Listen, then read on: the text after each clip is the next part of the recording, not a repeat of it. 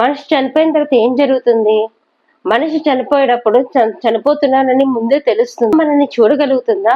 అసలు ఆత్మ ప్రయాణం ఎలా మొదలవుతుంది? ఎక్కడికి చేరుతుంది? ఇలాంటి ఎన్నో ప్రశ్నలు మన మనసులో మెదులుతూనే ఉంటాయి. మనిషి చనిపోక ముందర ఒక 15 రోజుల ముందు అతనికి తెలిసిపోతుంది. అది నేచురల్ డెత్ అయితే గనక మనిషి చనిపోయే ముందు తన శరీరం రంగు మారుతుంది, చూపు మందగిస్తుంది, ఎక్కువగా నలుగురిలో కలవాలి అనిపించదు, ఒంటరిగా ఉండాలి అనిపిస్తుంది. ఇలాంటి ఎన్నో సైన్స్ మనిషికి కనిపిస్తూ ఉంటాయి. కలలో తను ఎవరో లాక్కెళ్తున్నట్టు. మనిషి చనిపోయిన తర్వాతే ఆత్మ సూక్ష్మ రూపంలో ఉంటుంది. అది వాళ్ళందరినీ చూస్తుంది. వాళ్ళు ఏడుస్తున్నారా, ఏం చేస్తున్నారు అనేది మొత్తం ఆత్మ తెలుసుకుంటుంది. దగ్గర బంధువులు ఎవరైతే ఉన్నారో వాళ్ళు ఏడుస్తుంటే ఆత్మ ఓదార్చడానికి ప్రయత్నిస్తుంది. ఆత్మ కూడా విపరీతంగా ఏడుస్తుంది. తను ఏం చేయలేకపోతుంది, ఓదార్చలేకపోతుంది, ఏం చేయలేకపోతున్నందుకు చాలా బాధపడుతుంది. ఆత్మ తిరిగి తన శరీరంలో ప్రవేశించడానికి కూడా ప్రయత్నిస్తుంది. కానీ తన శరీరం అసలు ఏం జరుగుతుందో, ఈ శరీరం ఎందుకు దహనం అవుతుందో ఏమీ అర్థం కాదు తనకి ఆ సమయంలో. ఎవరైనా చనిపోయినప్పుడు దైవ ప్రార్థన చేసుకోమంటారు. ఏడవద్దు ఏడవద్దు అంటారు పెద్దలు. మనసులో బాధ ఉన్నా కూడా బయటికి మాత్రం మనము దైవ ప్రార్థన చేసుకుంటూ ఉండాలి. అది ఆత్మ ప్రయాణాన్ని సులువు చేస్తుంది. ఆత్మ కూడా మనల్ని చూసి ఇస్తుంది. ఆత్మఘోష అంటారు. ఆత్మ సూక్ష్మ రూపంలో ఉన్నప్పుడు దానికి విపరీతమైన ఆకలి, దాహం వేస్తుంది. అందుకే మనం చనిపోయిన తర్వాత జరిపే 13 రోజులు చాలా శ్రద్ధగా జరపాలి. అప్పుడు పెట్టే పిండమే దానికి ఆహారం. చాలా మంది అనుకుంటారు ఇప్పుడు ఇక్కడ మనం పిండం పెడితే అక్కడికి ఎలా చేరుతుంది అని. దీనికి మంచి ఉదాహరణ, ఇప్పుడు ఎవరికైనా మనం డబ్బులు పంపిస్తున్నాము అంటే మనం డబ్బులు తీసుకెళ్లి ఫిజికల్ గా ఇవ్వడం లేదు, ఫోన్ పే ద్వారా పంపిస్తున్నాం. అంటే మనం కరెన్సీని ముట్టుకోలేదు, వాళ్ళు కూడా ముట్టుకోలేదు.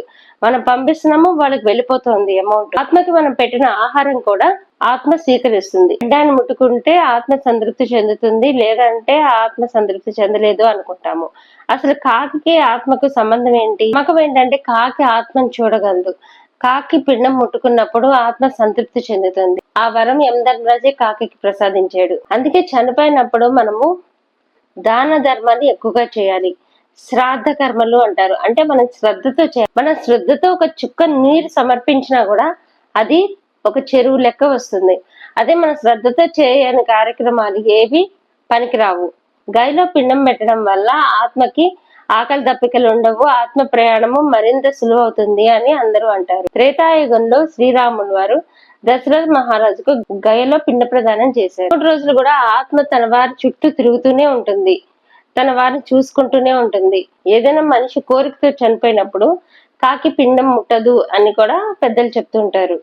సమయంలో గోవును గనక దానం చేస్తే ఆ గోవు తోకను పట్టుకొని వైతరిని నదిని దాటేయగలరు అని చెప్పేసి రాసింది. 3 రోజుల తర్వాత ఆత్మ మరొక రూపం చెందుతుంది. ఇక్కడ నుంచి ప్రయాణం చాలా కష్టతరం అవుతుంది. ఇక్కడ యమదూతలు చూడడానికి చాలా భయంకరంగా ఉంటారు. కళ్ళేమో చింద నిప్పులు గురుస్తూ చూడడానికి చాలా క్రూరంగా ఉంటారు. అధర్మం చేశారో, ఎవరైతే పాపాలు చేశారో వాళ్ళ జీవితం మొత్తం, ఎవరైతే దైవజ్ఞానం చేయలేదో వీళ్ళందరికీ అలా కనిపిస్తుంది. కానీ అందరికీ అలా కనిపించాలని లేదు. ఎవరైతే పుణ్యాత్ములు ఉన్నారో, ఎవరైతే దైవజ్ఞానంతోనే గడిపారో సమయాన్ని, వాళ్ళకి మాత్రం ఆ వచ్చిన దూతలు విష్ణు దూతల్లాగా కనిపిస్తారు. వాళ్ళు వైతరిని నదిని కూడా ఒక పడవ ద్వారా చాలా తేలిగ్గా దాన్ని దాడతారు. కానీ ఎవరైతే పాపాలు ఎక్కువ చేస్తున్నారో వాళ్ళకి వైతరిని నది అంతా ఒక రక్తపు మడుగులా కనిపిస్తుంది. రక్తపు మడుగులో మొసళ్ళు చాలా ఆకలితో ఉంటాయి. ఆత్మలు వైతరిని నదిని దాటేటప్పుడు వాటిని పట్టి పీడిస్తాయి.